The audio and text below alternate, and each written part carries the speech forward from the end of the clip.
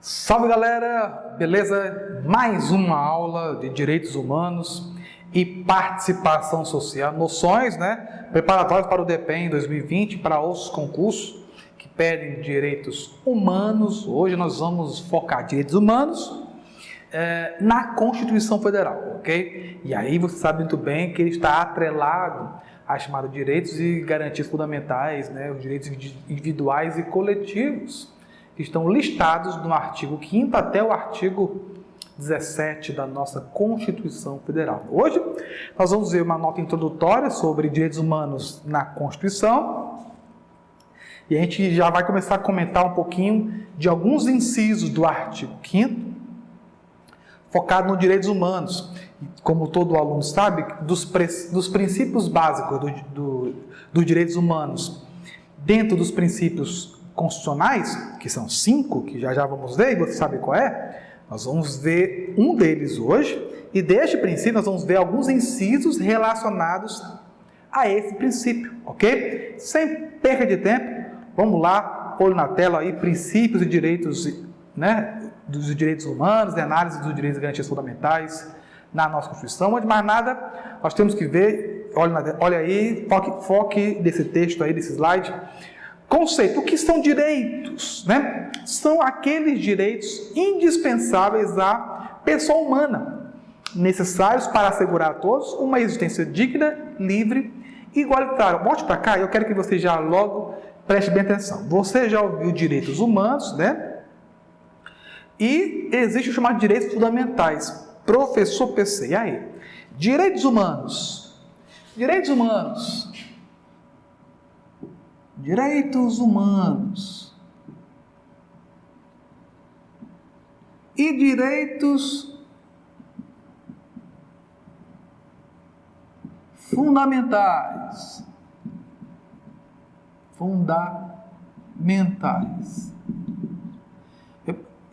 Você botou, é igual mesmo?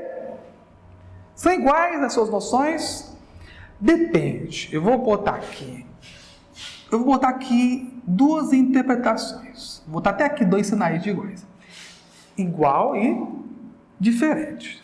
Em que sentido que eu digo que ele é igual ou é diferente? Eu quero que você preste bem atenção. Direitos humanos são aspectos inerentes à vida humana, mas no sentido externo da lei, ok? Ou seja, são elementos de âmbito internacional, ok? Os direitos humanos focados no aspecto externo, então são normas de aplicação externa, tá certo? De criação dos sistemas de proteção dos direitos humanos, tanto global, a ONU, como regional, que são 3. Nós temos o sistema de proteção americano, europeu e africano, tá certo? Que são os sistemas regionais, tá bom? E os direitos fundamentais? Os direitos fundamentais são as normas de direito de aplicação, interna, tá? Interno, ok? De âmbito nacional, referente à aplicação. Onde encontramos os preceitos de direitos humanos no aspecto externo?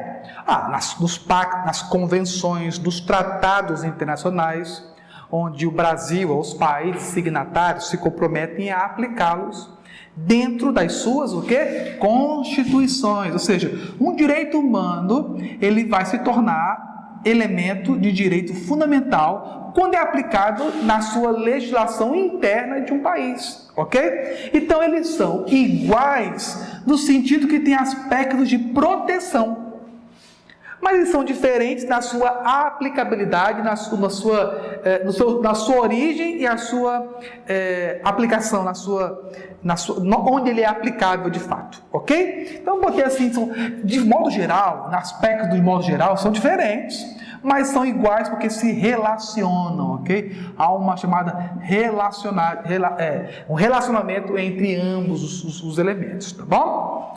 Dentro dos direitos fundamentais e direitos humanos, existe ainda um subelemento chamado direitos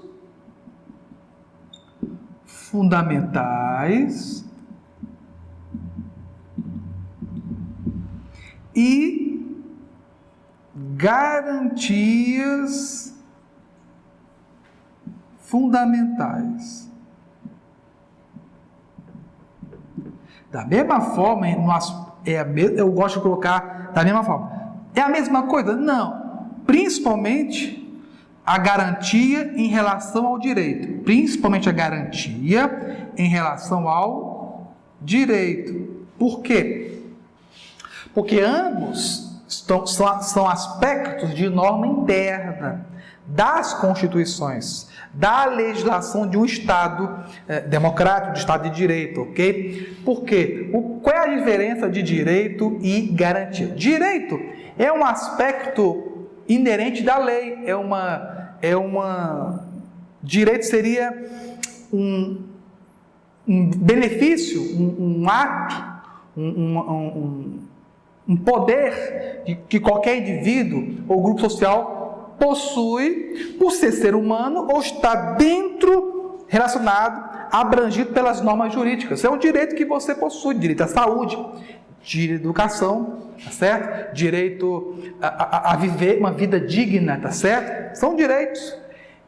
E aí, PC, pode acontecer que o indivíduo que possui esse direito, ele ser retirado dele, ser usurpado, ser violado? Tem. E nesse caso, se ele tem direito ao direito, e se ele for retirado, o que acontece? Ele aciona uma medida jurídica. São medidas, olha o nome, assecuratórias. De assegurar, talvez de assegurar, medidas que garantem. E o que é uma medida assecuratória? São garantias. Garantias fundamentais são medidas jurídicas para proteção dos seus direitos. Ou seja, direitos é inerente ao indivíduo, são aplicáveis. Você já vai ver aqui no artigo 5º, no parágrafo que vem falando sobre isso. E garantias são instrumentos de proteção aos seus direitos. E como são essas garantias? Através de leis, decretos, normas, portarias que são inerentes. Deu para entender aí? Essa diferenciação. Olho na tela aí, na classificação da nossa Constituição Federal, os direitos e garantias fundamentais, eles são distribuídos, assim, do artigo 5º até o 17, subdividido em classificações elementares e históricas. Aqui temos os direitos e garantias individuais e coletivos, que está lá nos 78 incisos do artigo 5º. Temos os direitos sociais, que estão do 6º até o 11º, 6º ao 11, ok? O artigo 12, elementos-chave do direito à nacionalidade. O artigo 14, são os direitos políticos, que vai até o 16 ali, 14 ao 16. E o 17 são os direitos de partidos políticos, de organização e participação dos partidos políticos. Tudo isso é um conjunto de direitos e garantias fundamentais inerentes ao indivíduo e que estão lá na nossa Constituição Federal, e elas surgiram de onde? De preceitos internacionais de direitos externos, de direitos humanos, ok? Observe aí no nosso slide, que eu coloquei para vocês, o caput do artigo 5º, nós vamos ver depois ele de novo, mas eu quero que você analise aí, Observe que eu destaquei algumas expressões, e eu vou até destacar outras. O caput do artigo 5º, e o professor de constitucional deve ter te explicado o que é caput, diz assim, todos são iguais perante a lei. Observe aí que nessa primeira parte do texto, temos 3 palavras interessantíssimas. Eu destaquei uma, mas eu quero que você destaque as 3 aí, Todos. Princípio de direito humano da universalidade. O direito é para isso mesmo, para todos. O segundo ponto é iguais. Princípio de direito de proteção da igualdade. Princípio universal da igualdade. Todos são iguais. E a terceira palavra é lei. Princípio da legalidade. Tudo é regido por lei. Sem lei não se pode fazer. Todo mundo, todas as pessoas, todos os indivíduos, todos são iguais perante a lei. Sem distinção de qualquer natureza. Garantindo aos brasileiros e aos estrangeiros residentes no país. Espera aí. Volte para cá. O professor de constitucional vai depois explicar, ou já explicou, não sei, a questão das expressões, dos termos implícitos e explícitos. Explícito é aquele que está à mostra, que está visível, é perceptível. Algo implícito é que está adentro, né? Analisável, né? Hermeneuticamente, está lá interpretativo. Explicitamente, a lei garante proteção a quem? Aos brasileiros e aos estrangeiros residentes no país. Te pergunto, e os estrangeiros não residentes, que estão a passeio, os turistas, não terão proteção dos seus direitos humanos, nem das normas e garantias, os direitos e garantias fundamentais? Lógico que vai, porque por ter uma norma de universalidade de todos, então o STF, e assim o entendimento propõe que implicitamente os estrangeiros não residentes também são protegidos dos seus direitos e garantias fundamentais, tá certo? Pelo princípio da territorialidade, porque só está dentro do território brasileiro, em qualquer área de jurisdição brasileira, já tem a proteção das leis brasileiras. Então o estrangeiro residente, não residente, melhor dizendo, o turista, também tem proteções de vida, igualdade, liberdade, propriedade e segurança e outros direitos e garantias inerentes por ser humano. Ok? Continuando, aí eu já adiantei os 5 princípios. Olha aí, ó. Direito à vida é inviolável. Olha aí, ó. Você já viu comigo que a inviolabilidade é uma característica dos direitos humanos. Os direitos são invioláveis. Direito à vida, à liberdade, à igualdade, à segurança e à propriedade. O bizu do VILPS, eita, que bizu antigo da internet, o VILPS. Todo mundo conhece aqui mesmo. Bom concurseiro, decorou aí os 5 princípios, né, dos direitos fundamentais na Carta Magna, ok? Bem, nós temos aí direitos diretos e indiretos, primários, secundários, imediatos e imediatos. Eu te expliquei que a DUD, a Declaração Universal dos Direitos Humanos, tem no escopo do seu texto os preceitos, né? Temos aí aspectos da primeira e da segunda geração. Você se lembra? Qual o princípio norteador da primeira geração? Isso mesmo, liberdade. E da segunda? Igualdade. Agora, você lembra dos direitos adquiridos? Primeira geração, P de primeira, PC. PC, político e civil. Muito bem. E de segunda geração? Segunda do inglês, segunda, né? SEC, social, econômico e cultural. Os 5, viu aí? PCSEC, tá certo? Por que eu estou falando isso?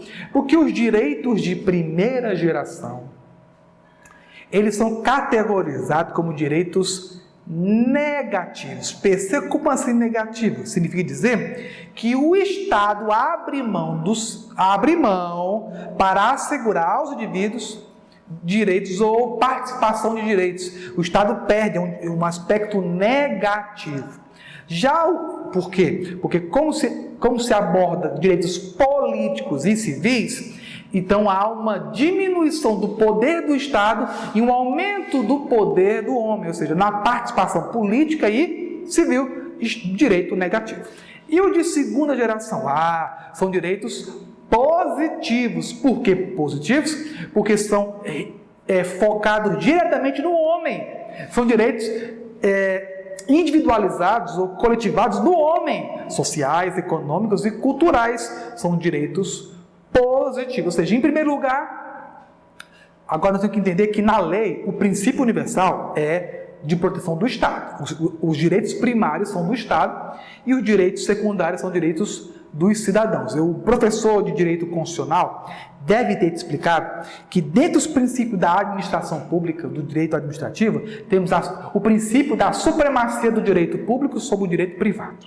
Ou seja, de todos os direitos que o indivíduo tem, não pode sobrepor um direito coletivo do Estado. Ou seja, primeiro o interesse do Estado, para depois ser focalizado no direito do indivíduo. Porque se o bem comum é para todos. Imagine se o Estado fosse realizar todos os interesses de cada um, não tem Estado.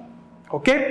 Olha aí o que diz o parágrafo 1º do artigo 5º. Olha aí na tela aí, ó. As normas definidoras dos direitos e garantias fundamentais têm aplicação o quê?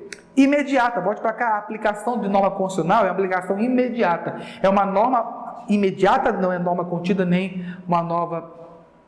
As normas diretamente imediatas Porque, ou seja, não precisa, muitas delas, né, de leis específicas para serem definidas. Ou seja, só a norma explícita da lei já possui a sua natureza aplicável. Não precisa o indivíduo recorrer para ter esse direito adquirido. Não. As normas que definem os direitos e garantias fundamentais são normas de aplicação imediata. Você encontra isso onde? Artigo 5º, parágrafo 1º, ok? Olha na tela aí essa imagem. Não se assuste, não vou falar dela toda, não sou nem doido. Teria que ser o professor de Direito Constitucional. Mas eu queria que você focasse pelo menos no topo de cima. Está vendo o triângulo de cima que tem CF e o de baixo? Pronto. Eu só vou abordar daí para cima, certo? Essa aí é a tão conhecida pirâmide de Kelsen, muito abordada no direito constitucional e nas normas jurídicas, tá certo? Isso dizendo que as leis possuem um aspecto de hierarquia, de maior e menor aplicabilidade de poder. No topo da aplicação das leis e direitos e garantias fundamentais está a Carta Magna, lá em cima, o CF, Constituição Federal. Todo texto constitucional tem primazia sobre os outros porque ela é o corpo, a cabeça da legislação de um Estado, ok? Tá certo? Mas a Constituição, as leis, os preceitos de leis, elas são ajustadas ao longo do tempo, então sofrem alterações. Então a Constituição Federal, ela sofre alterações que nós chamamos de emenda constitucional. A emenda constitucional é uma alteração do texto constitucional. Quando ela é colocada em votação e aprovada, né, ela fica um pouco abaixo da Constituição. Ou seja, até ser aprovada, a emenda constitucional fica ali na parte de baixo da Constituição, quase igual, mas quando ela é inserida, quando ela é validada, a emenda constitucional tem o mesmo peso da letra constitucional, ok? Volte para cá. E não é do nosso conhecimento, não é do nosso curso de Direitos Humanos, mas eu quero que você entenda uma coisa. Emenda constitucional, ela tem um critério de aprovação. Ela tem que ser aprovada no Congresso Nacional, ou seja, em cada casa do Congresso, em 2 turnos de votação por 3/15 dos membros do colegiado. Qualquer lei, projeto de lei constitucional, uma PEC proposta, ela se torna uma emenda constitucional, ela é aprovada assim, de 2 turnos por 3/5. Por que eu estou falando isso? Porque quando o Brasil assina tratados internacionais, e alguns deles são tratados de direitos humanos, eles vêm para ser votados no Congresso Nacional para que o presidente possa sancionar. Quando um tratado internacional de direitos humanos, olha aí, quando um tratado internacional de direitos humanos, ele é aprovado no mesmo estilo de 2 turnos por 3/5, ele ganha aspectos de emenda constitucional. E onde é que ele fica? Ele fica bem aqui, ó. Tá vendo ali a Constituição Federal e o segundo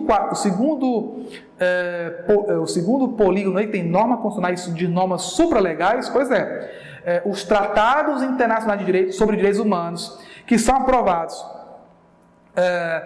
no modelo de emenda constitucional, eles têm, olha aí, ó, tem índole e nível constitucional, tem aplicação imediata e não pode ser revogado por lei ordinária posterior. Por quê? Porque ele ganha aspecto, e aí olhe para cá. A CESP, ela gosta de confundir o aluno.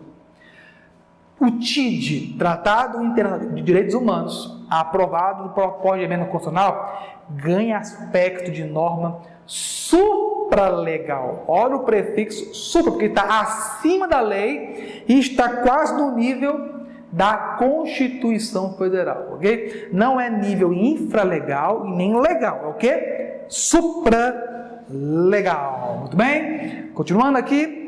Está dando para entender? Vamos continuar. Agora vamos mergulhar. Então, ali na beira da piscina, já a gente mergulha na Constituição Federal, Direitos Humanos, no artigo 5º, ok? Eu quero que você entenda, olhe na tela aí, ó, observe. Os direitos e deveres individuais e coletivos, né? Eles possuem o que nós chamamos no direito constitucional de cláusulas pétreas. Olha, continua olhando aí na tela aí, ó. O que são cláusulas pétreas? São direitos imodificáveis, irreformáveis, insuscetíveis. Não pode haver mudança formal, ou seja, não mudam, imutáveis. Eles podem ser melhorados. Volte para cá. Hein? As cláusulas pétreas podem ser mudadas. Certo? Entanto que lá no artigo 60 da nossa Constituição Federal, ele tem 4 parágrafos. E nos 4 parágrafos, no parágrafo 4º, melhor dizendo, ele tem 4 incisos. E quais são, na emenda à Constituição, quais são as cláusulas pétreas, né? Tem até um bisuzinho do você fede. Que bizu é esse? Você fede, né? Se você nunca ouviu aí, você nunca ouviu, né? Deixa eu botar bem aqui. Eu vou depois apago. Você fede. E vai até ele servir para o conjunto do bem aí, ó. São os 4 elementos de cláusulas pétreas. Voto secreto universal, né? C, deixa eu me lembrar aqui, separação dos poderes, são cláusulas pétreas, não pode haver separação. O pacto federativo, a proposta de divisão federativa também é cláusula pétrea, não pode sofrer alteração. E o D, que é o nosso, direitos e garantias individuais. Então, são os 4 elementos que não podem sofrer, são cláusulas pétreas. Cláusula pétrea quer dizer cláusula de pedra, não sofre alteração. Ok, deixa eu apagar aqui, tudo bem com você? Muito bem. E, queridos, então, vamos agora entrar no artigo 5º, tá certo? Olhe na tela aí de novo, mais uma vez, só aí, revisando. Esse é o capítulo do artigo 5º, a concurseiro de plantão. Quem tem aí concurseiro de sobrenome, nome e sobrenome, sabe tanto o capítulo do artigo 5º como todos os 78 incisos e os 4 parágrafos, ok? Todos são iguais perante a lei, sem distinção de qualquer natureza, garantindo aos brasileiros e aos estrangeiros residentes do país e, implicitamente, os estrangeiros não residentes, a inviolabilidade de 5 direitos: vida, igualdade, liberdade, propriedade e segurança. O VILPS, dos seguintes termos, e aí você vai ver os termos, ok? Certo? O VILPS. Bom, olha na tela esse slidezinho aí, essa imagem. O VILPS, bizuzinho decorado, sempre acesso e cobra uma questãozinha dessa, qual é o bizu? Já sabe que são 5 princípios dos direitos humanos e dos direitos e garantias fundamentais, ok? Mas, a aula de hoje, nós temos com um tempo, ok? Nós estamos ainda um tempozinho. Dos 5, nós não vamos ver o artigo 5º no modelo de direito constitucional. Mas nós vamos ver alguns incisos em cada um dos princípios de direitos humanos. O princípio de direito à vida. A vida, meus queridos, é um direito inerente a qualquer ser. Inclusive, o direito humano garante o princípio da vida digna, a dignidade da vida humana. A preservação da vida é um princípio universal. E quando se fala de vida, o que é a vida? A vida é só quando está vivo? Não, a vida não é só o aspecto extrauterino, ou seja, a vida em si, o ser humano que age, que está pensando, falando, razão, mas existe a produção da vida intrauterina. Então, vida é tanto na concepção ali, na formação, até pós-formação, ou seja, é tanto interno como externo. E vida também é tanto aspecto físico como aspecto psicológico, mental, moral, a vida como ser em si, proteções à vida religiosa, cultural, educacional, de saúde. Então, tudo que envolva o ser humano na preservação da vida é um direito humano garantido e está pressuposto internamente nas constituições federais dos respectivos estados de direito, ok? Direito à vida na CF, nós vamos ver alguns incisos, tá bom? Olha na tela aí, olha o que diz o inciso 2 do artigo 5º. Ninguém será obrigado a fazer ou deixar de fazer alguma coisa senão em virtude da lei. É um princípio de legalidade, é verdade. Você está perguntando assim, não é de lei não, PC? É de legalidade. Mas a lei protege o ser humano. Sem lei não haverá proteção da vida humana. Isso evita a ilegalidade e a arbitrariedade da lei. É o princípio da legalidade igual à lei. Você olha na tela aí. É o princípio da legalidade da lei. Ou seja, somente a lei da lei pode impor obrigações ou dispensas, tá certo? É interessante que no direito privado, ou seja, na vida particular, volte para cá. No direito particular, tudo é permitido. Tudo é lícito. Enquanto não tem uma lei que proíba. Então, se não tem lei que proíba, eu posso fazer. Então, no direito privado é assim. Já você vai ser servidor público, e já no serviço público, no direito da administração pública é diferente. Somente poderá praticar os seus atos de acordo com a lei, de acordo com o que é delimitado na lei. Enquanto no serviço privado, eu posso fazer tudo que a lei não proíbe. No serviço público eu só faço aquilo que a lei determina, porque protege os direitos da vida humana. Ninguém será obrigado a fazer ou deixar de fazer alguma coisa, senão em virtude da lei. Preservação da vida humana. Vamos para o inciso terceiro, interessante, o inciso terceiro. Vamos continuar. Vamos inciso terceiro do artigo 5º. Importantíssimo, norma de direito humano. Olha aí, ou na tela. Ninguém será submetido à tortura, nem a tratamento desumano ou degradante. Olha, ninguém será submetido à tortura, nem a tratamento desumano ou degradante. Vamos para cá, 3 aspectos que são, olha aí, absolutos. PC, você me disse que direito humano é relativo. Relatividade é uma característica dos direitos humanos. É verdade. Elas se alteram, se ajustam, se adequam, se modificam, mas aprimorado. Mas existem temas que não podem sofrer alteração. São absolutos. No caso, a proteção contra o quê? Tortura, tratamento desumano ou tratamento o quê? Degradante. Tá certo? Por quê? Porque fere com o princípio da vida. Pode trazer riscos à vida humana, física e psíquica. Tá certo? Então, proibição de tortura, olha na tela aí, proibição de tortura considerada direito humano absoluto, universal. Não existe tortura. Vedação de tortura, caro amigo. Não existe. Em tempo de guerra pode torturar? Não pode. Nem em estado de paz, muito menos em estado de guerra haverá prática de tortura. Ok? Olha na tela aí. Tratamento degradante quer dizer que humilhação de pessoa diante dos outros e de si mesmo. E desumano e intenso sofrimento físico ou mental sem motivo aparente. Tá bom? Proteção de vida. Vamos para o próximo, querido. O que diz aí o inciso 5º? Pensei isso aí, eu nunca reparei. É direito de vida? É. Por quê? Vou te explicar. Olha na tela aí, observe conosco. É assegurado o direito de resposta, proporcional ao agravo, além da indenização por dano material, moral ou à imagem. Volte para cá. Esses slides depois você pode adquirir conosco aí para estudo. Por que é proteção à vida? Porque vida não é só aspecto físico em si. Lógico que é. Mas também é a personalidade. Ok? Uma pessoa que tem sua imagem deturpada, ela fere o princípio da vida, da dignidade, da honra, da imagem dela.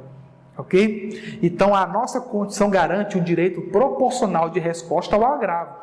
Ao agravo sofrido tem um direito proporcional de resposta, além de garantido materialmente uma indenização, um ressarcimento de dano material, moral ou de imagem. O inciso 5 é igualzinho, é parecido, é relacionado com o inciso 10 da nossa Constituição, do artigo 5º. Olha na tela aí, são invioláveis 4 coisas: intimidade, vida privada, honra e a imagem das pessoas. É inviolável, ou seja, volte para cá, é inviolável. 4 coisas: imagem, intimidade, vida privada, imagem e honra. Os 4 elementos que dão as características da personalidade humana são invioláveis. Quem viola fere o princípio de direito à vida do indivíduo, ok? E ainda se assegura a indenização por dano material e moral ao indivíduo que foi violado, certo? Muito bem. Deu para entender? Vamos lá, olha o que diz aí, inciso 47 da CF, artigo 5º, olha lá. Não haverá penas. É importante que o professor vai te explicar isso com mais calma. E a CESP adora isso. Preste bem atenção, olha aí na tela. Não haverá penas. Temos aí 4 delas, eu quero chamar a atenção para uma delas aí. Não haverá pena de morte, salvo em caso de guerra declarada, artigo 84, inciso 19 da CF, de caráter perpétuo, de trabalho esforçado e de banimento. Volte para cá. O próprio artigo 5º dá uma lista de tipos de pena. No Brasil quais são as penas do Brasil? De privação de liberdade, de suspensão ou interdição de direitos, pena de multa, tá certo? Prestação social alternativa. São tipos de pena que já está previsto na lei. Fora isso, não pode. Então, não tem pena de banimento. Não pode banir uma pessoa da sua pátria. Inclusive, nenhum brasileiro nato será extraditado. A não ser que seja uma extradição passiva, voltar, mas ser expulso não pode. Não pode banir. Não pode haver trabalho forçado. Ok? Isso é contra os direitos humanos. Não haverá, no Brasil, nós não temos prisão perpétua. Na nossa legislação, é 40 anos, pela nova aprovação do pacote anticrimes, é 40 anos a pena de reclusão do país. E pena de morte, não haverá. Calma, salvo em guerra declarada. Se o Brasil estiver em estado de guerra, haverá pena de morte. E a CESP cobra como? Se viesse na CESP, no Brasil não há pena de morte. Errado. Para a CESP, questão. Brasil há pena de morte? Correto. Tem pena de morte. Qual o critério? Declaração de guerra. Ou melhor, em caso de guerra declarada, aprovada pelo Congresso no estado de sítio, tá bom? Proteção à vida humana, ok? Vamos aí para os próximos. Estão acabando. Olha aí, ó. Os 3 incisos, olha na tela, 48, 49, 50, tem a ver com a proteção da vida do preso, do detento, daquele que tem a sua liberdade privada, suspensa por um tempo. O que diz aí os incisos 48, 49 e 50? Todos são direito à vida. Primeiro, a pena será cumprida em estabelecimentos distintos, que é distinto, diferentes. De acordo com quais são os critérios? São 3. Delito, tipo de delito, quanto mais leve, médio e grave. Idade, entre menores e maiores. E sexo, homens e mulheres. Ou seja, não pode colocar todo mundo junto. Tem uma violação de vida. Estão separados os delitos. A punição e a penalização em estabelecimentos distintos. Volte para cá, quando você for estudar a LEP, Lei de Execuções Penais, a Lei 7210 de 84, a Lei 7.210 de 1984, você vai ver lá que existem os regimes de prisão. Regime fechado, semiaberto e o aberto. E tem as unidades prisionais, penitenciária, colônias agrícolas e industriais similares, nós temos os albergados, nós temos hospitais de custódia, então são unidades de punição. Eu também sou professor de execução penal, mas aí um outro dia a gente vai ver essas aulas. Então, há uma separação, uma distinção de penas de idade, delito, idade e sexo. Olha o próximo inciso na tela. É assegurado toda vez, meu querido, que você ouvir no artigo 5, no inciso 5, no artigo 5º, nos incisos a palavra assegurado, lembre-se que é uma garantia, ok? É uma garantia aos presos o respeito ao quê? 2 coisas, integridade física e integridade moral, isso é óbvio, né? Proteção. Tanto que se um agente penitenciário, melhor dizendo, um policial penal, ele cometer alguma arbitrariedade no exercício da sua função, ele pode responder pelo crime, né, de abuso de autoridade, né, além de um crime penal, ok? Pela integridade dos pesos. Inclusive, olha para cá, a LEP até fala que existem algumas vedações para os presos. Não pode, por exemplo, a LEP diz que não pode haver sanção coletiva. Não pode um detento cometer um crime, todos cometer um delito, uma infração, e todo mundo ser punido. Não pode haver sanção coletiva. E não pode haver também cela escura, porque isso contraria as normas de direitos humanos. Ok? E vamos para os 50. As presidiárias, as mulheres, só serão asseguradas a elas condições para que possam permanecer com seus filhos. Calma, os filhos não estão presos, não. Elas, as mães, os filhos, vão para uma ala pediátrica, uma ala educacional para que as presas possam ficar com seus filhos durante o período de amamentação. Aqui não diz o tempo, mas a OMS estabelece que até os 6 meses, que é o tempo básico muito bom de amamentação. Os 6 meses é o tempo básico para amamentar uma criança, tá certo? Tá bom? Vamos encerrando, ok? Olha na tela aí, ó. Incisos 62 e 63, também sobre os presos, agora aqueles que estão levados de custódia. A prisão, 62 diz o quê? A prisão de qualquer pessoa e o local onde se encontra serão o quê? Olha a palavra, comunicados imediatamente ao juiz competente. Prisão em local. Comunica quem? Juiz competente. Só ele não. Ainda comunica também quem? A família do preso. Ou, se não tiver família, né? Uma pessoa por ele indicada. Por quê? Para que não haja, para que a família e o juiz tomem ciência da prisão, da prática infracional e que o preso será garantir a sua proteção de vida. Porque no passado o Brasil e muitos países passou por períodos autoritários que havia a chamada privação, não tinha acesso ao preso e aí depois morria e diziam que se matou. Então, proteção de vida do preso. Inciso 63 diz que o preso será informado dos seus direitos, dentre os quais o de permanecer calado, sendo-lhe assegurado a assistência de família e de advogado. Sabe por quê? Qualquer violação de comunicação de pessoa do local e da prisão para juiz, família ou advogado e a não declaração de direitos que o preso tem, e também entre eles o de permanecer calado, é categorizado como uma violação de direitos humanos pelo crime de abuso de autoridade, tá certo? E é interessante, no caso do direito de permanecer calado, que o preso pode, porque garante que ninguém é obrigado a fazer prova contra si mesmo, tá certo? Proteção de vida. Está vendo que vida é mais do que tudo que você possa imaginar? Não é só aspecto físico, é psicológico, é objetivo e subjetivo, tá bom? Vamos fazer questões para a gente poder encerrar nossa aula, ok? Dá um pause aí, essas 3 primeiras, leia, responda, a gente volta para corrigir. Deu certo? Respondeu? Corrigiu? Então, olho na tela, vamos corrigir, ok? CESP, DPE do Espírito Santo, 2013, diz assim, ó, conforme a doutrina, a inviolabilidade do direito à vida, olha aí, ó, limita-se ao direito de continuar vivo, não se relacionando com o direito a uma vida digna, pelo amor de Deus, não, vida é tudo.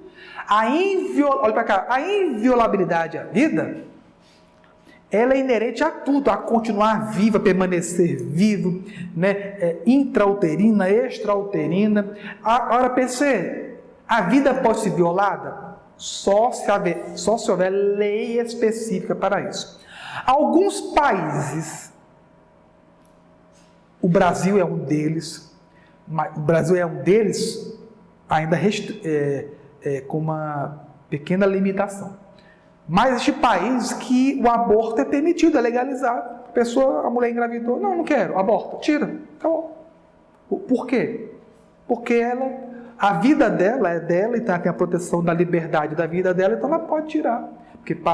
Por quê? Porque para esses países, a vida não se dá na concepção, a vida se dá no nascimento da criança. É a questão do entendimento extrauterino. Apesar que quando está intrauterino, o feto também tem proteção sanitária, entre outros. Mas em outros países, a legalização do aborto ela é parcial. O Brasil é um exemplo. O Brasil, o aborto sem critérios é crime. O aborto é crime. No Brasil, existe uma permissão para o aborto. Quais critérios? Por exemplo, quando a gestação oferece risco à mãe, então, para a proteção do direito à vida da mãe, retiro a criança. Outro exemplo, quando a mulher possui uma violação na vida através do estupro, ela é estuprada e engravida, então ela pode abortar, ok? Ou, por exemplo, quando o problema do feto, por exemplo, crianças anencéfalas, através de um processo gestacional, morfológico, né, da criança, detecta que a criança terá um problema cerebral irreversível, então, nesse caso de anencefalia, pode retirar, fazer aborto. Então, são casos específicos do Brasil. Então, a violação da vida só se dá mediante uma lei pré-estabelecida, aprovada na Casa do Congresso, no Congresso Nacional. Ok? Vamos para a segunda questão, hoje na tela, estamos acabando. Ó. O direito à vida compreende somente o direito de uma pessoa de continuar viva? Não, lógico que não. Não só de continuar viva, mas estar viva, né? De estar a viver, entre outros, tá certo? Inclusive, até o direito de imagem se dá a quem já morreu. Quem morreu também pode, os entes familiares podem processar alguém por uma difamação, uma injúria, uma calúnia contra quem já morreu, porque a imagem permanece. Ok? Vamos para o terceiro aí, ó. DPU, né, a Defensoria Pública da União, da CESP. Ó. O direito fundamental à vida também se manifesta por meio da garantia de condições para uma existência digna. Olha aí como foi bem abrangente. Com certeza é isso. Encerramos o tema de vida. As próximas aulas nós iremos liberdade, igualdade, propriedade e segurança relacionada aos direitos humanos. Um forte abraço, estude bastante e até a nossa próxima aula, se Deus quiser.